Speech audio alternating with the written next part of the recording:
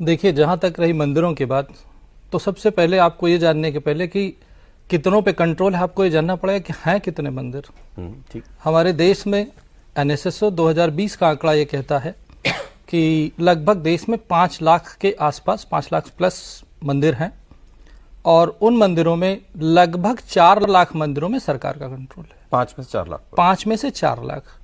और उससे भी बड़ी बात यह है कि जो 4 लाख मंदिर हैं उसमें मेजॉरिटी टेम्पल्स जो आते हैं वो साउथ इंडिया में आते हैं। क्यों? क्योंकि नॉर्थ इंडिया के टेम्पल तो बचे ही नहीं, तोड़ दिए गए, वो तो डिमोलिश कर दिए गए। तो अगर हमें मंदिरों के भव्यता को देखना है, दिव्यता को देखना है, उसकी क्षमता को देखना है, तो आपको साउथ में जाना पड़ेगा। आप देखिए तिरुपति बालाजी का मंदिर, तिरुपति बालाजी की वजह से पूरा एक इकोसिस्टम चलता है।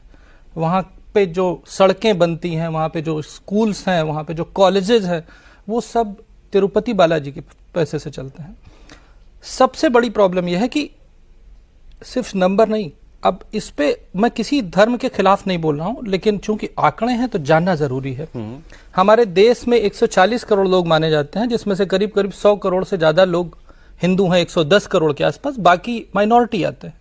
अगर हम दूसरे धर्म की बात करते हैं, जो करीब 17% के आसपास सेकेंड लार्जेस्ट माइनॉरिटी मुस्लिम आते हैं, आपको पता है मस्जिद कितनी है देश में? जी 7 लाख। मंदिर से ज्यादा मस्जिद है। एनएसएसओ का ही आंकड़ा है, 7 लाख मस्जिद है, 5 लाख मंदिर है। चर्च कितनी है? जिनकी पॉपुलेशन लगभग 1.5% के आसपास है, 75,000 प्लस। आपको एक आंकड़ा और बताता हूं। जब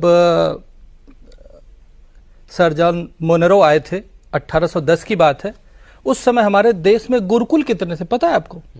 7 लाख गुरुकुल थे। हर गांव में एक गुरुकुल था। और गुरुकुल और विद्यालय 2 अलग एंटिटी है। आज कितने गुरुकुल हैं? 3,500। और वहीं पर अगर हम मदरसों की बात करें तो कितने हैं? 3.5 लाख।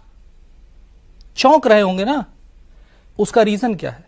उसका रीजन यह है कि हिंदू धर्म का केंद्र क्या होता है? मंदिर। हम कहते हैं, हमारे शास्त्रों में बताया गया, धर्मो रक्षति रक्षता। ये लाइन जिन लोगों को याद रही वो बढ़ रहे हैं। हम खुद भूल गए, पर भूले क्यों? क्योंकि मंदिर खत्म हो गए, मंदिर कम हो गए।